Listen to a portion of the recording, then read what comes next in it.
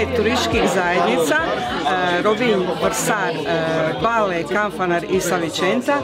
Mi imamo zajedničke interese u razvoju određenih tipova turističkih proizvoda, pogotovo za pred i postsezonu.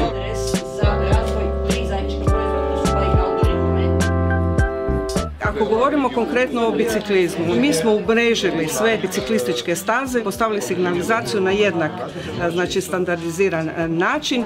Imamo iste postavljene standardizirane info table, imamo karte jedinstvene i GPS zapise koje gosta vodi od jedne destinacije do druge, ali to, kažem, on ne mora znati da je sad izašao sa područja Rovinja i ušao u neko drugo područje. Znači mi smo svi umreženi.